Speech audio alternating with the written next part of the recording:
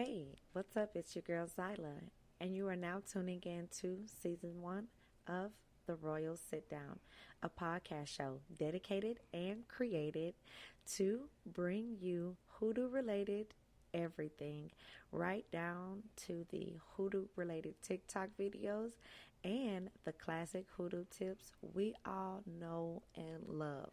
So, without further ado, come sit with me while I talk hoodoo.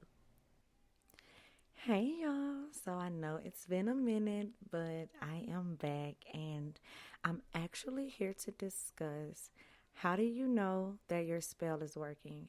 I know there's so many of you out there that probably have wondered, like, what are the signs that your spell is working?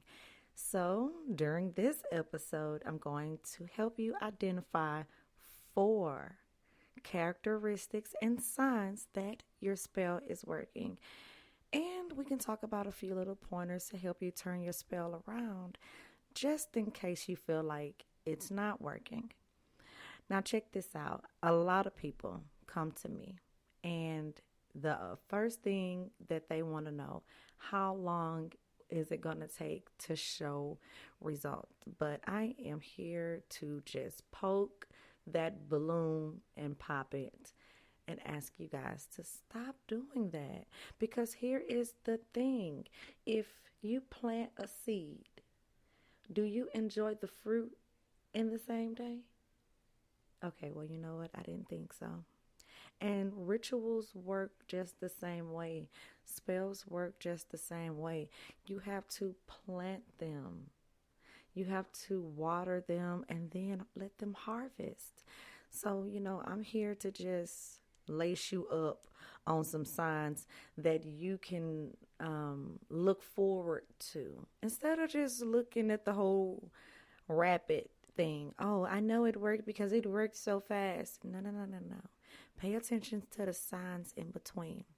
If your spell is working, you're going to notice number one, the vibe will change. Your target will soon to respond to the type of ritual that you did. So say for example, if you did a love spell, your partner will start to distribute acts of love, based on the type of ritual that you did. If you did like a dominating ritual to dominate him, what are you trying to dominate him and make him do? You get what I'm saying? Always have an intention. So if that intention was to love you, then he's going to start to distribute acts of love. Okay? And here's the thing. You should also learn his love language and see how he distribute love. Okay?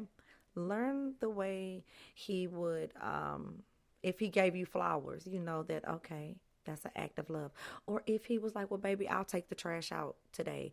Like if he started doing stuff like that, baby, yes. You know what I'm saying? Just see how your partner speaks love. Now, number two, there will be a power switch. Zala, what is a power switch? Okay. The power in the relationship will change. For example, in my experience, I will be in the position for a few experiences, that would allow me to be able to come from underneath a person that had me trapped underneath them. Now I got a few experiences. It's putting me in the position that would allow me to come from underneath you, and then now I have the upper hand. See, you got to take control of the ritual because, just think about it. I feel as though when we cast our rituals, the universe will leave us like some room to come from underneath a person and start to have the upper hand. And I feel like a lot of people miss that window because they're so worried about how fast is it working or this is doing that, because some people have anxiety, and I just would like for you guys to calm that anxiety down because it gets in the way of everything. Because if you have anxiety, you cannot hear what is going on. You cannot see what's going on because why? You're looking for the typical shit that you see on TV. I'm just saying. Oh my God, he hasn't called me in a few days. Girl, so what you gonna do? You gonna lose your mind about that? Or are you going to center yourself and pray until you get the upper hand? Ground yourself, relax, chill out, regain your strength, and keep your eye on the prize. Don't get discouraged because he's not answering his phone. You know what I'm saying? I just had to throw that out there. Number three, if your target is willing to compromise, oh my God, especially if you know that this person was stubborn, but is starting to come around and compromise and see things your way, that's very good. Let me tell you something. He hasn't called in 3 days. He hasn't called in 4 days. Okay. All right. That doesn't mean that what you're doing is not working. It just means that he haven't given in to it yet. So when he does call, see if you can get him to see things your way. Now, don't just dump it all on him. Oh, I want you to marry me in 3 days. Come on now, be reasonable. I would set some expectations. Okay, well, I haven't heard from you in 3 days. There's a movie that I was planning to go see. Do you want to join me? If he says yeah and he is actually available and there, okay. You know, I feel like we should throw some things out there. I'm just saying, y'all, I'm not no guru or nothing. I'm just saying, like, try to, do it little by little to see if your spell is working. If you did a love spell, test the love a little bit, but not to the point where y'all arguing because you done went too far. No, just do some little things like, oh, baby, I want to get a puppy. That'll make me happy. And then if you get that puppy, I'm just saying, okay, he may be seeing things your way. I don't know. Make it work for you, okay? Now, number four, they could become more easy to access. They'll always find a way to be around you, whether it's good or bad. You know what I'm saying? Because people who are obsessed with you, they can love you so much that they become obsessed with you. They could become envious of you. It could be a lot of crazy things, but I know that when you cast a ritual on somebody, you tend to always run into them. You may run into them for the rest of the lifetime. This lifetime, next lifetime, that lifetime. So think about that. You're going to be bound to that person. So I'm just saying, if you cast a ritual on somebody, expect for that person to always be around. You know what I mean? Even if you be like, oh, my ritual didn't work. Well, here's the thing.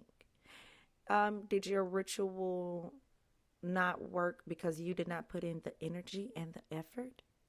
Because that's a way that you will turn all the BS around. You have to be available and show up and put in the energy and the work, because here's the thing. You might want to build a relationship with the universe, because the universe don't owe you nothing.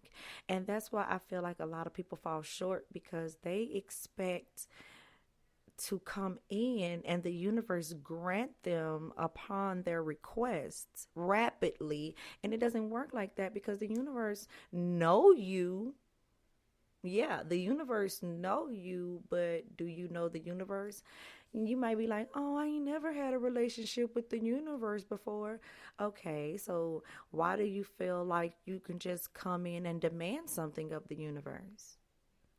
Build a relationship with the universe. Build a relationship with the deity or the God that you're going to be using. Relationships are very important. Like, here's the thing. Now, you guys are just like, well, the relationship here on earth matters so much to me, that you don't think that the same way that you're trying to build this relationship here on earth, that you should also try to build that same relationship with your ancestors, your deities. And I'm not saying a intimate relationship, because even though people do that, people do have intimate relationships with spirits. I'm just letting you know. But you ain't got to take it that far by being intimate with the spirit, but having a nice open dialogue with the spirit. That is how you get your your stuff requested, granted. All right? So I am going to just let you guys take that, take these notes for future rituals that you may cast. Okay? Now, until next time, guys, I love y'all and peace out.